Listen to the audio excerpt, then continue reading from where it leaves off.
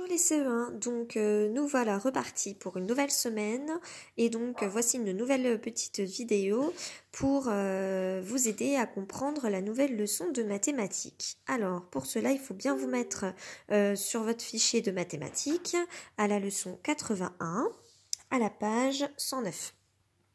Alors dans cette nouvelle page nous allons résoudre un petit problème. Alors je vais commencer par vous lire le problème.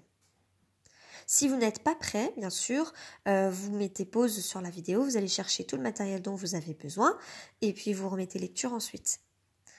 Un parking à 3 étages. 64 voitures peuvent se garer à chacun des étages. Combien y a-t-il de voitures dans le parking quand il est complet?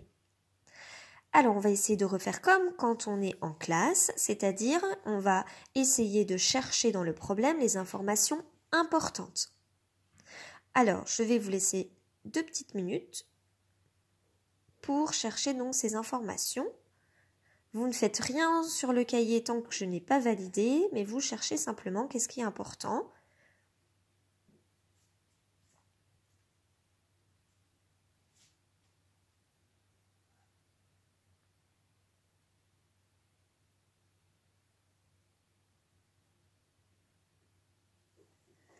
Alors, donc, si vous n'avez pas terminé de chercher, vous mettez pause et vous remettez lecture ensuite. Sinon, on va procéder à la correction.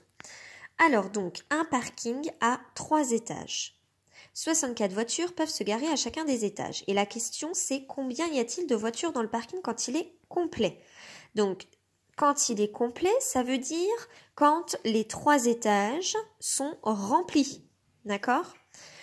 Ensuite, donc ce qui est important de retenir, c'est que ce parking, il a 3 étages.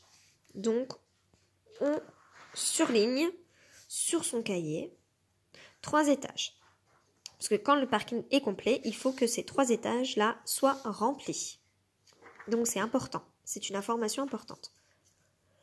Ensuite, qu'est-ce qui est important également? Oui, en effet. Il est important de savoir qu'il y a 64 voitures. Alors, maintenant, je vais vous poser une question.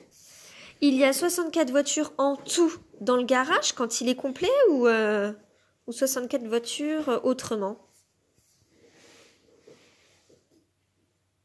Oui, très bien. Attention, il faut bien lire jusqu'à la fin de la phrase. 64 voitures peuvent se garer à chacun des étages. Ça veut dire sur un étage, on peut mettre 64 voitures. D'accord? C'est pas sur les 3 étages en tout, il y a 64 voitures. Donc, 64 voitures, c'est important. Et c'est à chacun des étages.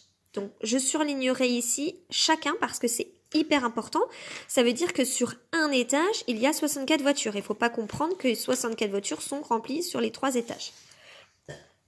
Bon, maintenant, maintenant qu'on a repéré les données importantes dans le problème, on va pouvoir, dans un second temps, regarder les propositions de nos 3 camarades.